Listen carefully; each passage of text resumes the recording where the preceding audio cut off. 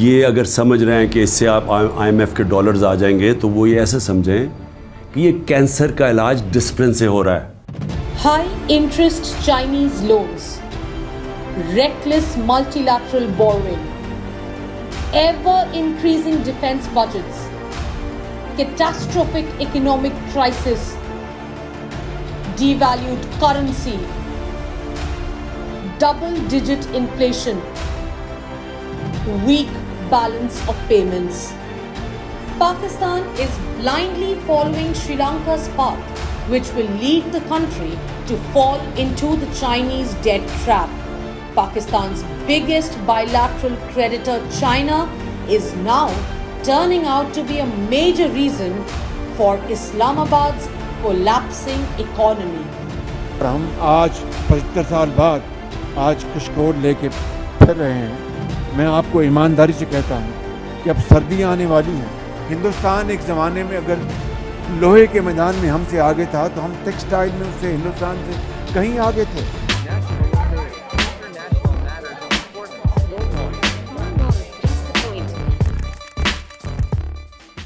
Pakistan reportedly owes China around $30 billion. The crisis-hit nation on multiple times has requested China to roll over the debt. However, Beijing has not responded to Islamabad's request so far, leaving the crisis-hit nation in an ambiguous situation. Taking loans are not as harmful as it has been portrayed, but getting loans for the sake of refunding loans is disastrous. Sri Lanka and Pakistan are the biggest examples that their iron brother China is strangulating them. But Islamabad is very much reluctant to learn any lesson from Lanka. And now in 2023, look who's crying. History has taught us that in the name of development partnerships, nations were forced into dependence partnerships.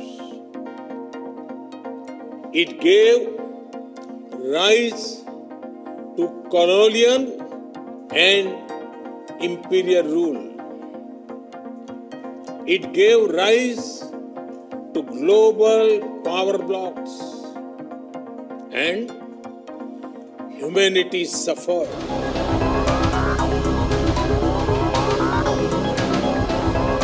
The economies of Bangladesh, Pakistan and Sri Lanka are faltering, hit by the pandemic, the war in Ukraine and the tightening monetary policies. India's neighbouring economies are now faced with soaring debt and high inflation. And there is no extra point for guessing who did that. China has been accused of being a silent orchestrator of the economic crisis that has hit several Southeast Asian countries. The outstanding loan of China to Pakistan is $30 billion, as compared to that of Asian Development Bank, which is $14 billion and $18.1 billion to World Bank. Sri Lanka in May 2022 was the first country in 2 decades to default on its sovereign debt because Beijing. China has made a hard bargain with Pakistan when it comes to payback on its loans and other investments, and Beijing has been quite stringent in recovering money from Islamabad. The Chinese companies reportedly shut their business because Pakistan was unable to pay them. And on February 2023, China temporarily closed down the consular section of its embassy in Pakistan, days after advising Chinese citizens to remain cautious due to the deteriorating security situation.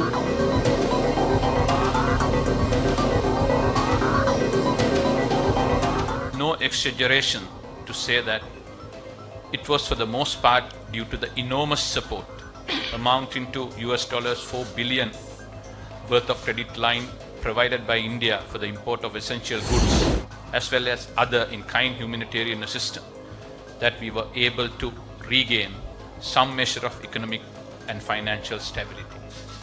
For this, on behalf of the President Ranil Wickremesinghe and the government and the people of Sri Lanka, I convey our profound gratitude to Prime Minister Narendra Modi Sri Lanka does not have the luxury of obtaining China's unconditional support.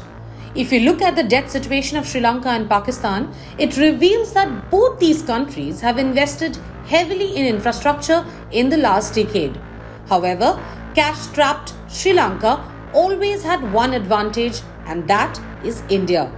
When China was spinning its debt trap fairy tale and becoming Colombo's biggest nightmare, Sankat Mochan India, who is Lanka's closest neighbor with shared history and geography, expanded its vision with neighborhood first policy. India decided not to wait on others, but to do what we believe is right. We extended financing assurances to the IMF to clear the way for Sri Lanka to move forward. In 2017, when Sri Lanka found itself struggling to make debt repayments on time, it sold a 99-year lease of Hambantota port to a Chinese company that had constructed it for some quick cash. But it backfired. Under the Chinese debt trap diplomacy, Beijing became the largest bilateral creditor of Sri Lanka. Colombo owed Chinese lenders $7.4 billion, nearly a fifth of its public external debt, as per China-Africa Research Initiative. Just like Islamabad, the BRI sapped Sri Lanka's resources with a series of white elephant projects, and most of these projects now gather dust in Hambantota.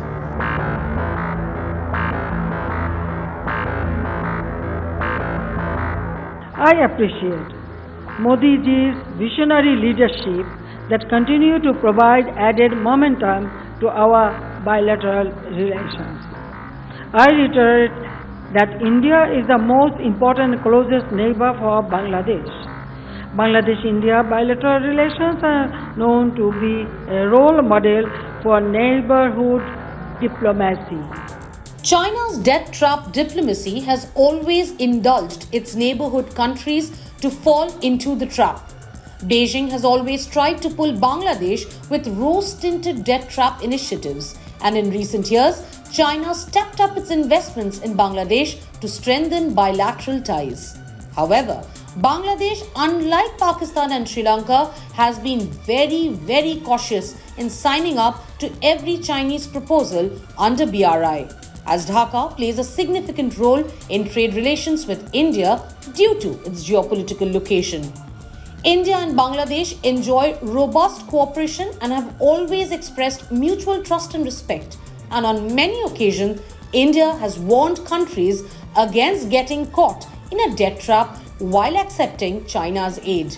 As India's neighbors are facing the same fate, will New Delhi be able to expose Beijing's predatory economic policies, which has nothing but an expansionist agenda?